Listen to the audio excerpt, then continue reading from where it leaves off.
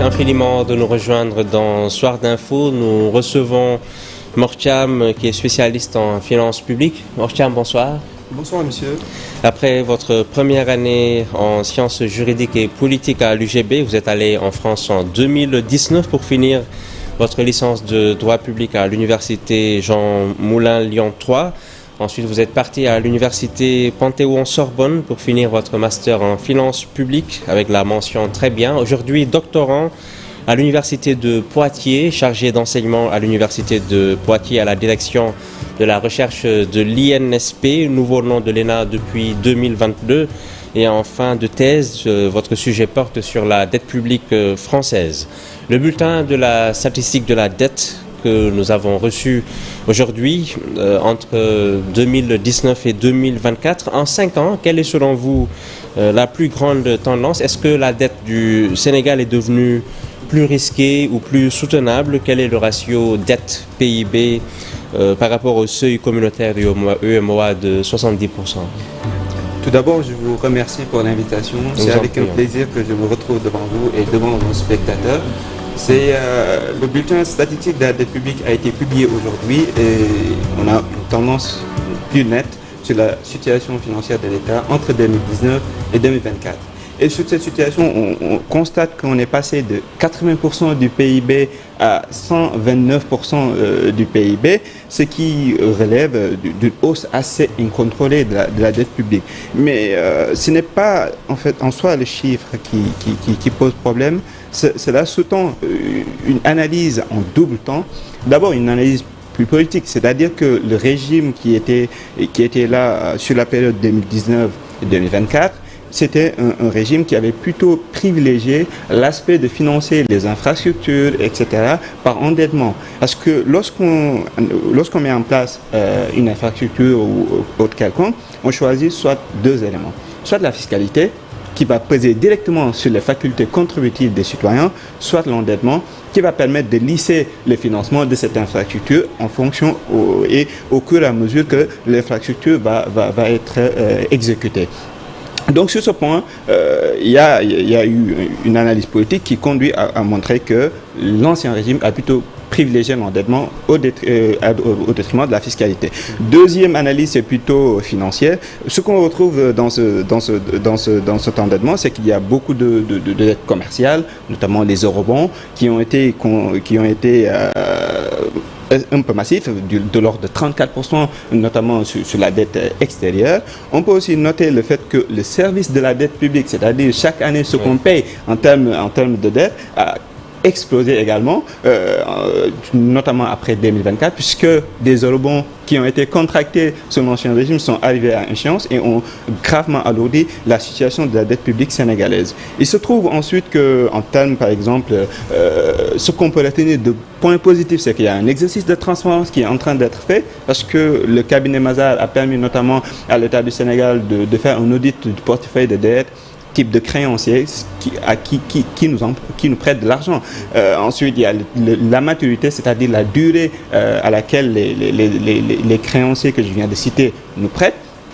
L'État est aussi en train de chercher un spécialiste qui va les aider à mieux gérer cette dette-là. Vous pensez que c'est une bonne idée ou ils n'ont pas le choix? C'est une exigence des bailleurs? Ils n'ont pas le choix. Aujourd'hui, vous savez, je travaille sur la dette publique française et ce qui se voit aujourd'hui de manière générale au niveau des États, c'est que la gestion de la dette est une affaire de technique. Aujourd'hui en France, on a une agence française du Trésor. Aujourd'hui au Sénégal, on a quelque chose de très avancé, très positif. Le fait qu'on ait centralisé la gestion de la dette en nommant par exemple un banquier à la tête de cette nouvelle direction. Mais il y a un pas supplémentaire à franchir. Il faut plutôt créer une agence de la dette qui va uniquement se charger de gérer cette dette. C'est-à-dire, lorsque vous allez sur les marchés financiers, si vous avez des profils qui ne sont pas des traders, qui ne sont pas habitués à la haute finance, vous ne pouvez pas mieux gérer votre dette. Et c'est ce qui s'est posé notamment avec l'usage d'instruments financiers très problématiques qui sont utilisés par des agents peut-être qui n'ont pas la pleine mesure de ces instruments et qui peuvent amener à des situations délicates. On parle souvent de dette intérieure contre dette extérieure. Quelle est la part de chaque composante? Est-ce que le Sénégal s'est davantage tourné vers le marché sous-régional ou vers les bailleurs bilatéraux, multilatéraux ces 5 dernières années?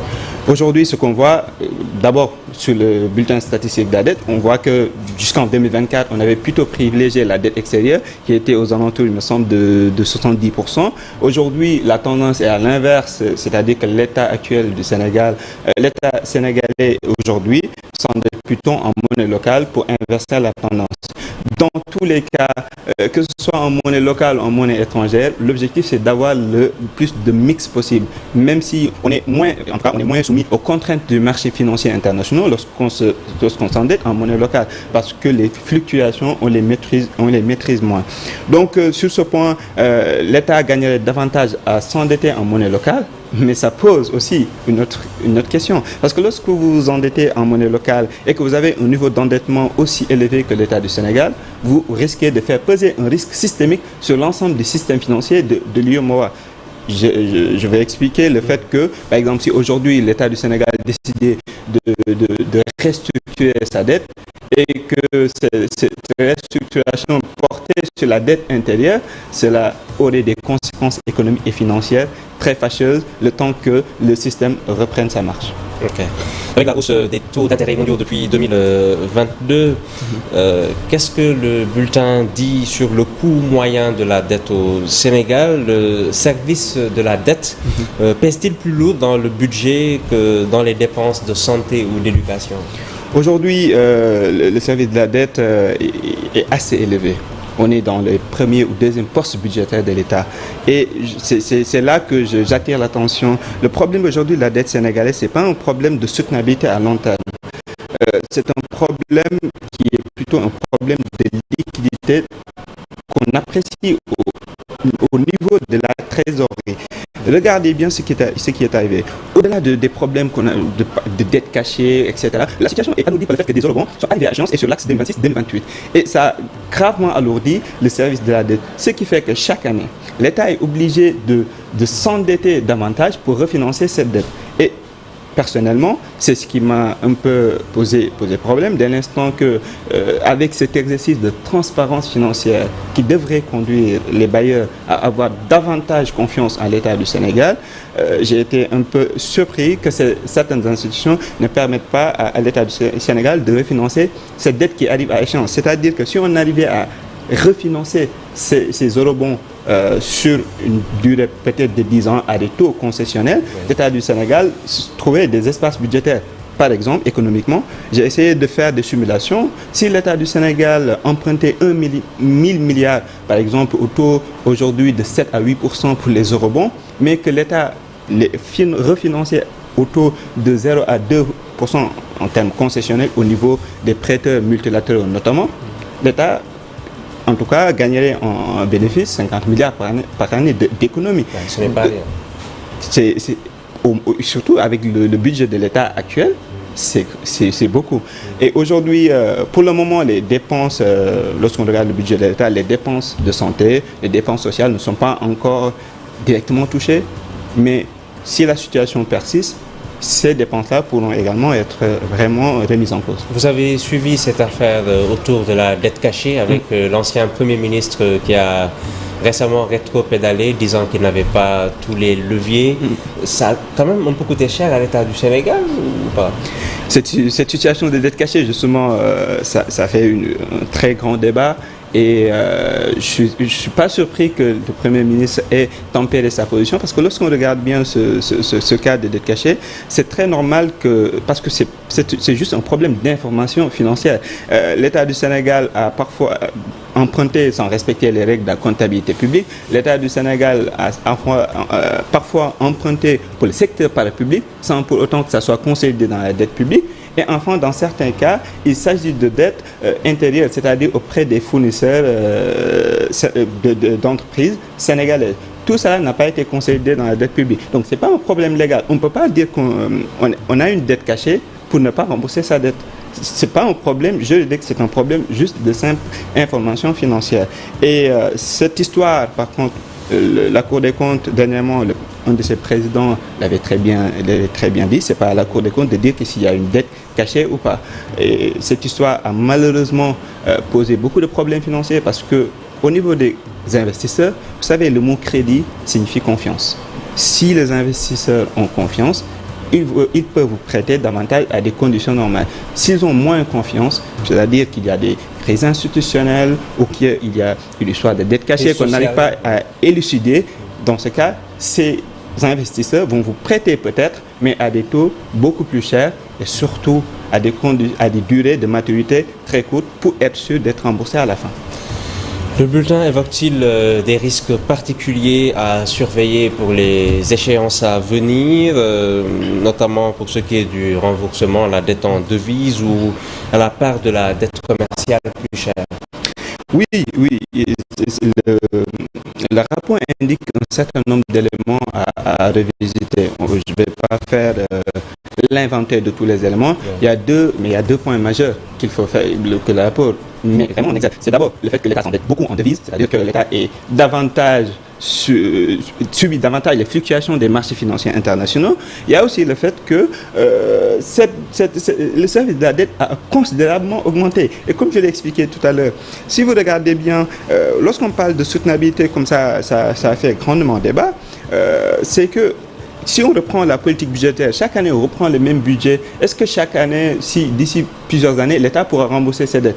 Et au vu de la situation, ça pourrait être très difficile. C'est la raison pour laquelle, sur le long terme, il n'y a pas de problème d'insoutenabilité. Mais par contre, sur une période bien identifiée, il y a un problème de refinancer cette dette. Et les possibilités de défaut s'accentuent. Lorsque vous faites ça, il y a deux choses que vous pouvez faire. Deux situations. Soit vous faites une gestion active de la dette, ce qui est aujourd'hui choisi par le gouvernement, soit vous décidez de restructurer la dette publique. Et maintenant, si vous aviez vraiment à faire des recommandations, si vous étiez conseiller du ministre de l'économie, des finances, quelles sont les deux recommandations majeures que vous feriez sur la base de ce bulletin statistique pour mieux maîtriser la trajectoire de la dette pour les 3, 5, 10 prochaines années? Pour la trajectoire de la dette sur les 10 prochaines années, il y a une chose d'abord que j'aimerais très bien préciser. Pour les chercheurs, le but, c'est pas forcément de dire ce que le gouvernement va faire, mais de dégager des pistes de solutions en disant que si vous faites ça, vous pouvez rencontrer ça, entre autres. Et sur ce point, j'encourage notamment le gouvernement à poursuivre cette gestion active de la dette, mais cette gestion active de la dette, lorsqu'on regarde le programme de redressement économique et social combiné aux instruments de gestion active de la dette que l'on a actuellement, si l'État n'arrive pas à conclure très rapidement un programme avec le FMI, ça pourrait être très difficile de ne pas restructurer la dette publique. Par contre, personnellement, j'ai un avis personnel sur la restructuration, est-ce qu'il faut le faire ou pas, mais je pense que aujourd'hui, à l'heure où on parle, et si on regarde bien le bulletin statistique, il n'y a pas lieu à restructurer cette dette, parce que la restructuration vous fait rentrer dans une zone de turbulence où vous êtes obligé de renégocier les termes du contrat, et qui dit renégociation, par rapport à ce qui se dit, parce que je suis les débats, qui dit renégociation dit deux parties en présence qui ont des intérêts divergents. Les créanciers qui vont peut-être renégocier la dette n'ont pas les mêmes intérêts que vous, État, qui veut que la dette soit renégociée. Parce que vous, votre intérêt, c'est la continuité du service public avec un financement tenable. Les créanciers, c'est de recouvrer leur argent très, très facilement. Donc, sur le plan purement technique, c'est de continuer la gestion active. Sur le plan institutionnel, c'est d'aller vers une fonction financière de l'État approfondie. Vous avez tout à l'heure parlé de conseil en gestion de pilotage de la dette publique. Je rappelle tout simplement que les marchés financiers internationaux sont des marchés où on fait intervenir des mathématiciens, des traders. Ce sont des gens hyper qualifiés sur des instruments financiers à terme. Par exemple, lorsque l'État du Sénégal décide... Il faut vraiment être dans la modélisation. Il faut être dans la modélisation financière. C'est de la pure mathématique financière. Aujourd'hui, les collectivités territoriales françaises sur lesquelles je travaille beaucoup, par exemple, en 2012, avaient conclu des swaps, etc., mais avec des formules mathématiques hyper compliquées. pour comprendre ces instruments, j'ai dû aller voir des actuaires pour qu'ils puissent m'expliquer un peu c'est quoi ces mathématiques financières, c'est quoi ces formules financières, pour ensuite apporter une analyse juridique et financière sur ces instruments. Mais des actuaires, on en a au Sénégal, mais d'après les informations que j'ai, l'État ne les consulte pas souvent pour prendre les meilleures décisions. Si l'État ne les consulte pas, ça devrait être problématique. Parce que comme je l'ai dit tout à l'heure, aujourd'hui les marchés financiers internationaux se sont largement professionnalisés. Ce sont des agents qui ne font que de la finance de marché, entre ceux qui sont traders, entre ceux qui sont actuaires, etc. Ce sont des gens qui sont plutôt dans la modélisation, qui sont moins dans les aspects institutionnels. Et aujourd'hui, nous, nos hauts fonctionnaires, pour ne pas dire ils sont plutôt qualifiés, mais sur d'autres domaines, mais moins sur des domaines aussi pointus que la gestion active de la dette. Aujourd'hui, en France, on a une agence très bien identifiée avec des profils hyper spécialistes de la question.